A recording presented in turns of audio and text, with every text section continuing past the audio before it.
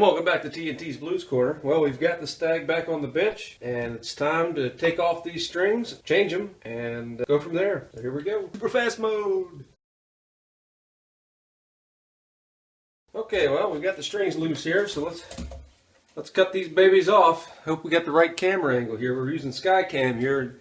This is in reference to one of the guys I like to watch, which Davy's World of Fun Stuff. So please go check that out. All right, here we go. We'll clip these babies off. Yep.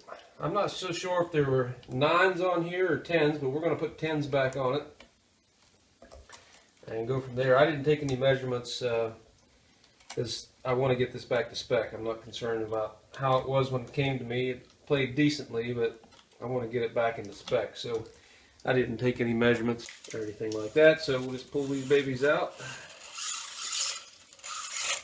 All right. We'll wrap them up. You know, you can use this kind of stuff for other things. I've got so many strings like this. You can give them to your mother-in-law or your mother for her cheese cutter. At least the E string works really good for that. I keep a couple strings around hanging on my magnetic strip here for getting things out of stuff or whatever. They're good. They're good for things like that. But anyway, and if you're really in need of strings and you don't have the money to buy new strings all the time, I've heard, never tried, but that you can boil these strings and they'll be as good as new, and then you put them back on. But who knows? For now, garbage. Along with these tips, because these ends, they like to get stuck in your fingers if you leave them around. So here we go. All right, now we're going to put on the strings. Look out. Well, I tell you, this is nerve-wracking with this Skycam. See, I can't see what I'm videoing here, so I just have to go by faith that I've got it set up right. All right, so we're going to be using, here, I'll try to just give you that. I don't know if you can see that or not, but we're going to use these D'Addario. I always do that. We're going to use the D'Addario nickel wound EXL 110. They're just the standard regular gauge that I like to use. I guess light, maybe you call them. They're 10 through 46. So that's what we're going to use. So let's see if we can get this thing to focus, hopefully, back on the guitar. Another issue I have. All right, tear in the stab into this thing here. What we got? Let's see if we have any stickers with this bad boy. No, no sticker. Well, I guess you only get stickers with the with this one, which I also like to use, which I don't have any on hand. Actually, before we put these strings on, I've got another step here we got to do. I keep forgetting. When we come back, we're going to put on some some boiled linseed oil. Get this thing looking nice. So we'll be right back. Okay, here we are. Now, one of the reasons to have a wife, and this is a very insignificant reason, because there are many other reasons that are far greater than this, but I was having trouble here with this Skycam and I couldn't tell what it was, and she said, "Oh, why don't you use a stepladder that's upstairs?" So now I can climb up and down a stepladder and look out and see that I'm getting something here. So very good. All right, so here we are. Oh, we don't need this anymore. Let's move it out of the way. So here we go with the boiled linseed oil. This was something that we use a lot here in our old house for woodwork and such. Something I didn't know anything about for guitars until I started watching Dave's World of Fun Stuff. I like to use these because I use it, you know, sometimes I'm using this and I don't want to, of course, get a bunch of it in my system. All right, here we go. Warning! Rags, right? Linseed oil, boiled linseed oil is exothermic. It can actually heat up on the rag just in the open air and catch on fire. So when you use this stuff, be very careful with it and dispose of your rags outside somewhere, right? It won't catch your fretboard on fire if you play real fast. Don't worry about that.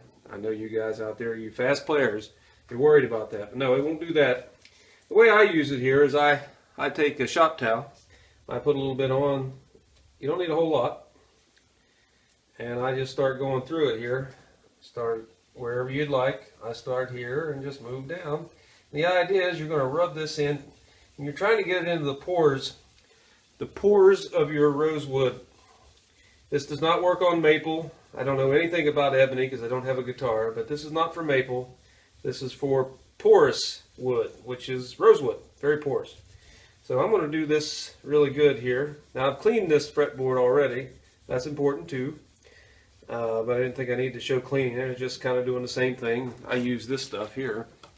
simple green. That works for me, and that's probably the best way to do it. For it's safe on the guitar. It's biodegradable. It's safe to the environment. Okay, I'm just going to set this here. Okay, I want to get a little. This is the first time I put this on, so I'm going to get. Okay, see now there's a little too much. Just wipe off the edge. Don't let this go around and get on anywhere else but your fretboard. So make sure you take care. You don't want to get it on your neck. If you do, just wipe it off. Don't fret about it. It's not good to get on your finish. I've never done it, so I don't know exactly what it'll do, but just don't do it. Just be careful. That's my advice. Now this fretboard has been filled with a feeler, not a feeler like filling something, a filler. And I want to make sure to just get this on here good and see what happens to that filler, because if it starts to break down, then I'm really going to have to load this in here. Because what happens is, you see how this congealed on here? Maybe you can see that. I might take another picture to show you that. But that's what it does when it gets into your wood. And it blocks the pores, and it makes it a very smooth feel, of course. And this is typically used for woodworking. So it gets in there, and it's a wood filler. It fills that grain, and it also leaves a nice shine on it. It looks really nice, feels real good. And once it dries, it doesn't smell like anything. But I'm going to give this a really nice rub in. I want to get this stuff really in here, because this is, like I said, the first time I've done this. You might already start seeing how shiny that is. Of course, we haven't rubbed it off yet. So the point is, you want to, before it starts to dry too much, you want to get back in here with another rag, and you want to wipe that stuff right off.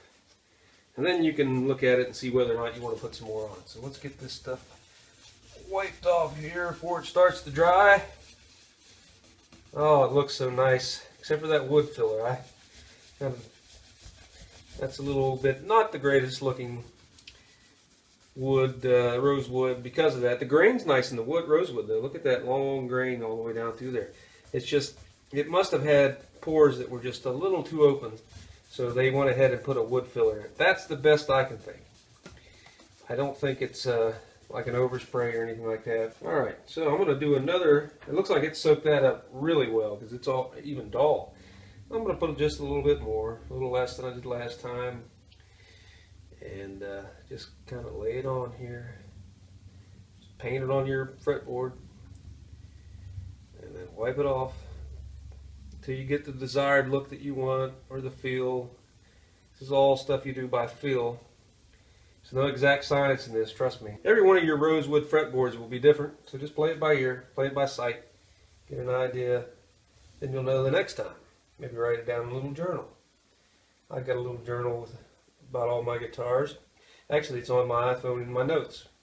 So if I'm out somewhere and I see something that might work with it, I know everything I need to know about my guitar, all the specs, some basic measurements and such. Alright, I think that's going to do good. We'll find a clean spot of a rag here, roll it over here, and we'll wipe this off, and I think we'll be good. Yeah, look at that. Nice. Awesome. Yeah, don't waste your money on, especially on cheap lemon oil substitutes. They say it's lemon oil, but it's not really lemon oil. It's a bunch of chemicals, as this sort of is. I mean, this is linseed, so it's a boiled linseed. It is a natural product, but everything, if you break it down, is really a chemical. But this is a little better for the environment, per se. Don't quote me on that. Environmentalists, come alive in the comments! No, I think it's better than using a bunch of man-made chemicals, probably made from corn, but don't get me on that. So you want to dispose of these rags outside. So what I normally do is I put them in an old grocery store bag and set them outside for the nice man who comes around and picks them up. All right, look at that fretboard now. Wow, that is beautiful. That is a beautiful fretboard. Put the lid on this guy so I don't get high. No kids, don't use this to get high, that's a joke. And make sure you get your lid on straight, or this stuff will glaze over and eventually dry. So, bam! Look at that. That is beautiful. Alright, so let's clean up the guitar a bit. You know, none of this is really dirty that much, but I'm going to go ahead and just clean it up a little bit. So, I'll be right back with you.